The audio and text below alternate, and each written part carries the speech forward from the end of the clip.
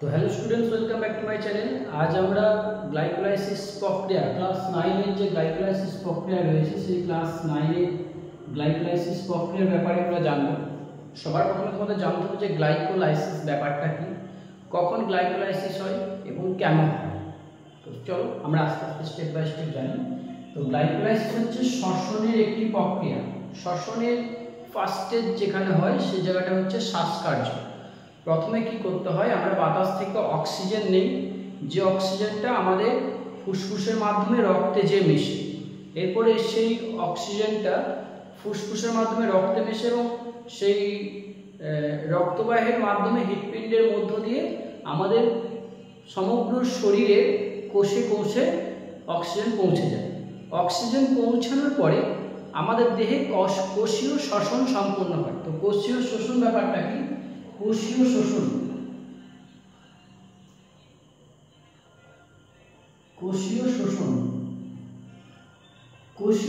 হচ্ছে কোষের মধ্যে যখন আমরা শক্তি উৎপাদন করব, অর্থাৎ গ্লুকোজকে ভেঙে শক্তি উৎপাদন করা, সেই প্রসেসটাকে বলা হচ্ছে কোষীয় শোষণ।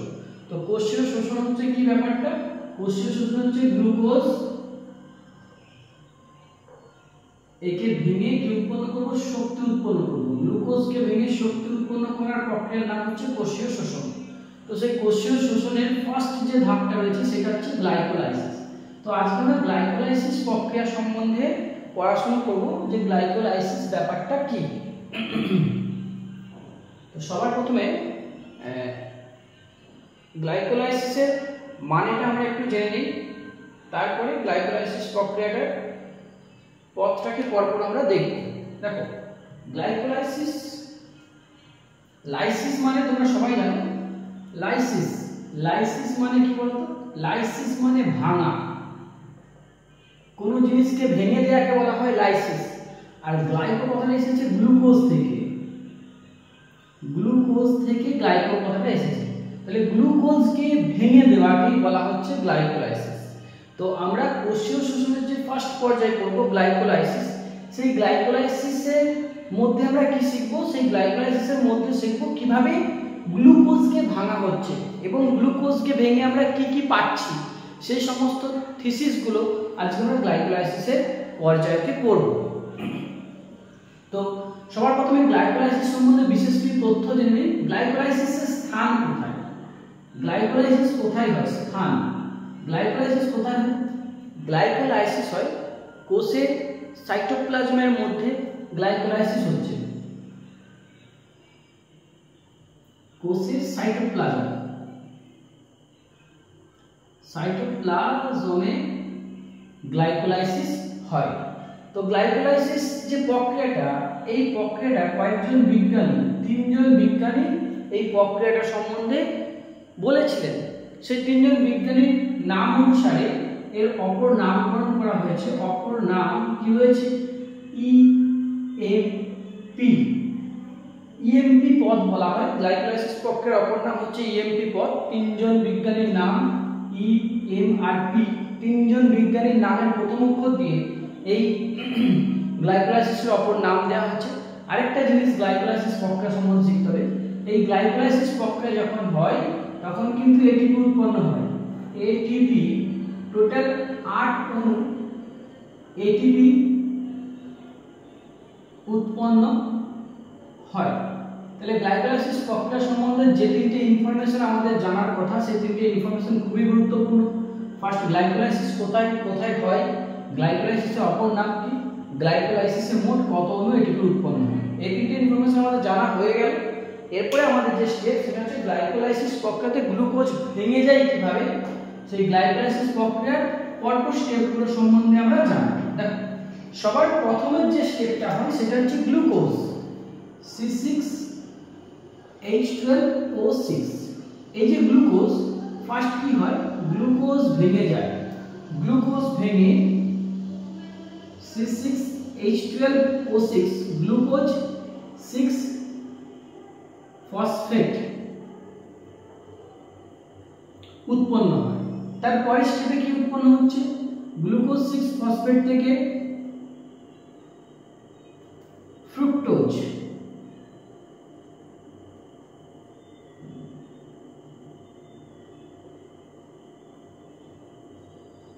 Glucose 6 phosphate. এরপরে স্টেপে রয়েছে ফ্রুক্টোজ 1,6 ফসফেট।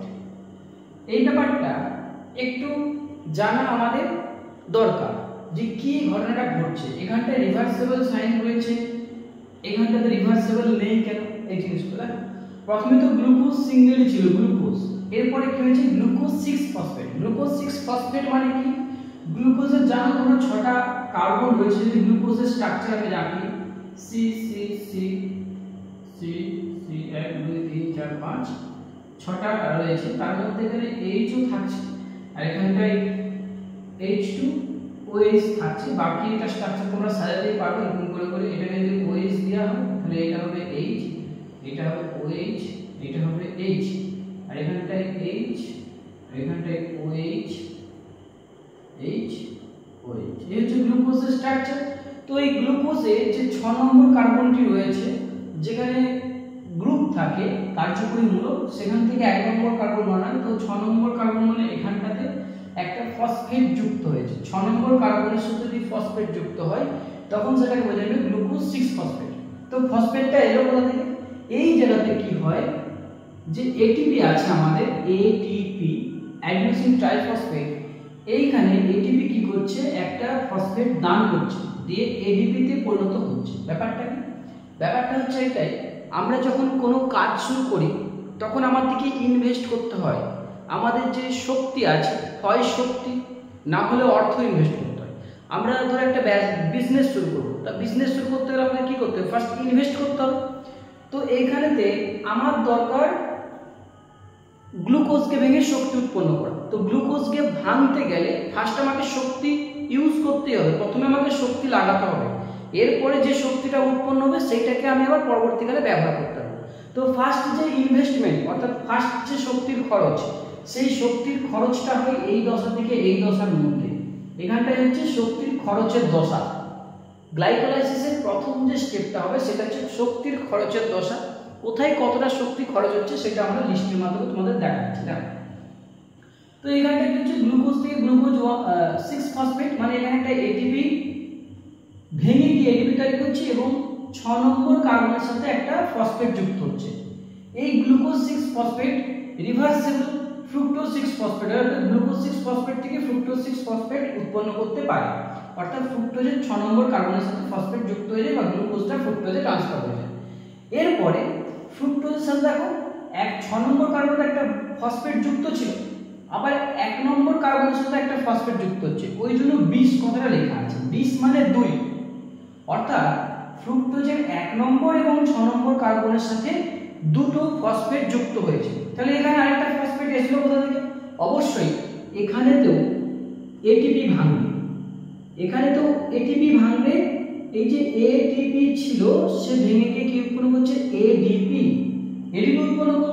আর এখানেতে একটা ফসফেট কি করলো, ফ্রুক্টোজের সাথে যুক্ত করলো। এরপরে ফ্রুক্টোজ ভেঙে যায়, দুটো রূপেতে ফ্রুক্টোজ অবস্থান করতে পারে। কি কি রূপ, 3 ফসফো গ্লিসারল ডিহাইড, এটা রিভার্সেবল হয়। আর এটা হচ্ছে 20 hydroxy acetone phosphate, 20 hydroxy acetone phosphate, 20 hydroxy acetone phosphate. Fructose দুটো দশাতে হয়, তো এই দুটো দশা রিভার্সেবল, কখনো এই ওইটাতে কনভার্ট হয়ে যায়, কখনো এইটা এতে কনভার্ট হয়ে যায়। এই জন্য 3 ফসফোগ্লিসারলডিহাইড রিভার্সেবল 20 হাইড্রোক্সি অ্যাসিটোন ফসফেট হয়। তো এতটা অবধি যদি তোমাদের কোনো প্রবলেম না থাকে একটু দেখে নাও, আর কোথাও অসুবিধা থাকলে আমাকে কমেন্ট করে জানাও। এর পরের স্টেপটা আমি দেখাবো। এই জায়গাটা হচ্ছে কিন্তু মানে গ্লাইকোলাইসিসের এই পর্যায়টাকে প্রথম পর্যায় বলা হয়। প্রথম পর্যায়, এই প্রথম পর্যায়ে কিন্তু শক্তির খরচ হয়, শক্তি খরচ হয়। তাহলে প্রথম পর্যায়ে শক্তির খরচের পর্যায়, যেই পর্যায়েতে কি হচ্ছে, ফার্স্ট গ্লুকোজটা গ্লুকোজ 6 ফসফেট উৎপন্ন করছে, যেখানেতে একটা এডিপিতে পরিণত হয় এবং ফসফেটটা কি হয় গ্লুকোজের 6 নম্বর কার্বনের সাথে যুক্ত হয়ে যাচ্ছে। এরপরে গ্লুকোজ 6 ফসফেট ফ্রুক্টোজ 6 ফসফেটে রূপান্তরিত হতে পারছে। ফ্রুক্টোজ 6 ফসফেটে রূপান্তরিত হওয়ার পর ফ্রুক্টোজ 6 ফসফেট কি করছে আরেকটা এডিপিকে ভেঙে দিয়ে এডিপি উৎপন্ন করছে এবং একটা ফসফেটকে তার 1 নম্বর কার্বনের সাথে যুক্ত করে ফ্রুক্টোজ 1,6 বিসফসফেট উৎপন্ন করছে। এরপরে ফ্রুক্টোজ 1,6 বিসফসফেট কি করে ফ্রুক্টোজ 1,6 বিসফসফেট দুটি পার্টে ভাগ হয়ে যায়, একটা হচ্ছে 3 ফসফোগ্লিসারিডিহাইড আর হচ্ছে 20 হাইড্রক্সি অ্যাসিটেট ফসফেট উৎপন্ন করছে। এই স্ট্রাকচারটা তোমাদের খুব ভালো করে জানতে হবে। এর পরের স্টেপটা আমরা এটা মুছে দিয়ে করব, তোমাদের কোনো অসুবিধা থাকলে একটু বলো।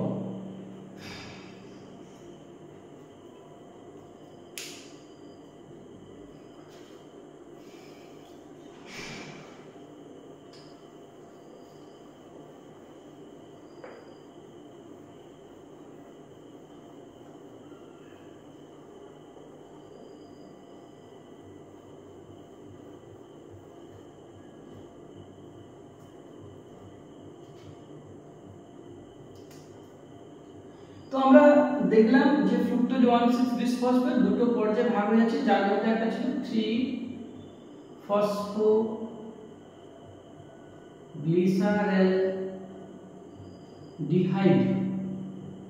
এই 3 ফসফোগ্লিসারেলডিহাইড কি করে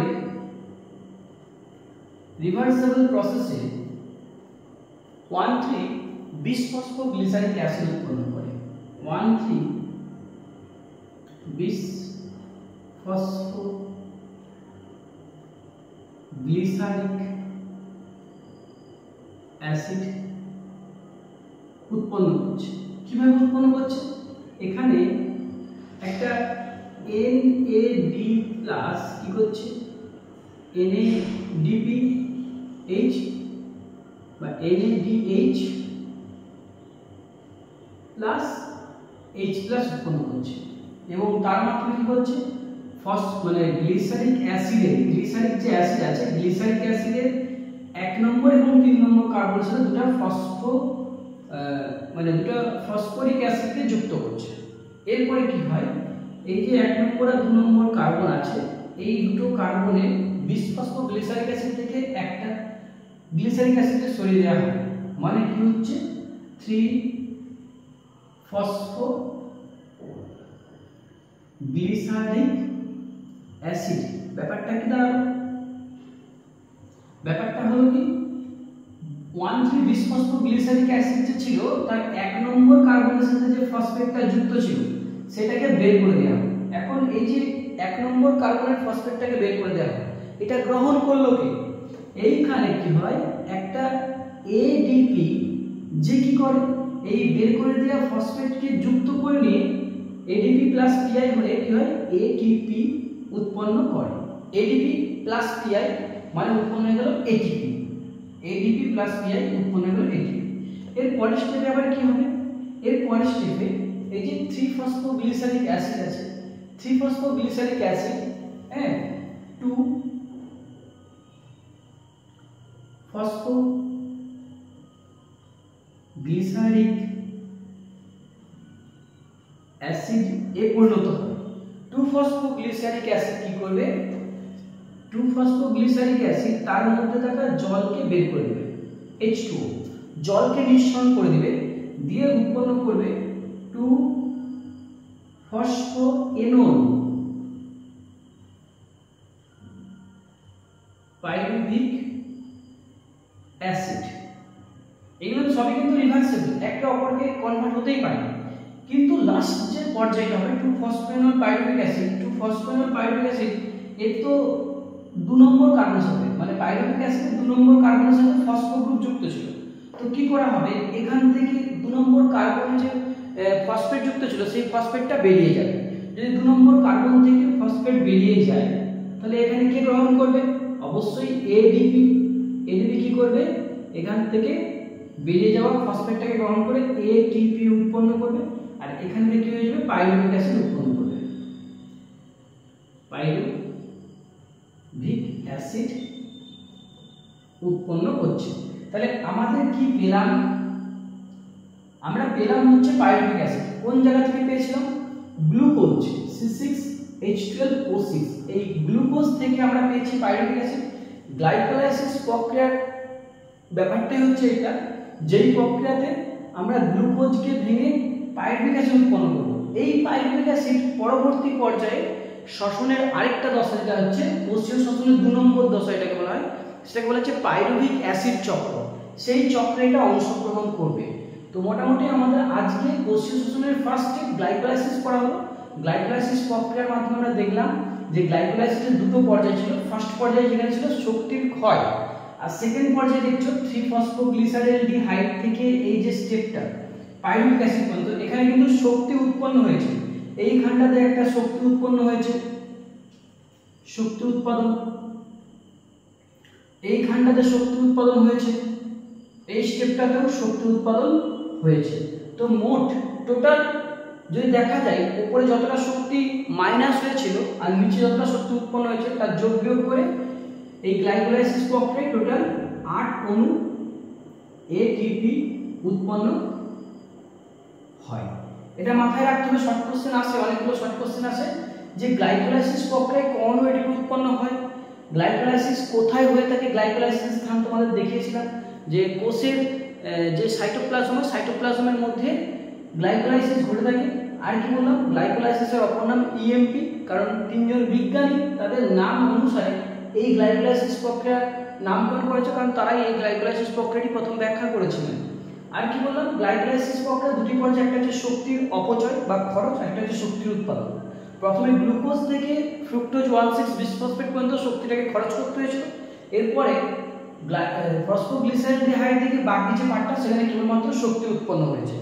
এইটাকে তোমাদের মনে রাখতে হবে স্টেপ বাই স্টেপ। পরীক্ষায় যদি গ্লাইকোলাইসিস প্রক্রিয়ার সংক্ষিপ্ত পরিচয় চাই, সেক্ষেত্রে তোমাদের কিন্তু গ্লুকোজ টু পাইরুভিক অ্যাসিড পুরো প্রসেসটা পরপর ছকের মাধ্যমে দেখাতে হবে, এবং পুরোটা দেখাতে পারলে তবেই তোমরা পরীক্ষায় যত নাম্বার থাকবে ফুল মার্কস পাবে। কোথাও যদি তোমাদের বুঝতে একটু অসুবিধা থাকে আমাকে অবশ্যই কমেন্ট করবে, আমি অবশ্যই চেষ্টা করবো তোমাদের সেই জিনিসটাকে আরো ভালো করে বুঝিয়ে দেওয়ার। Thank you.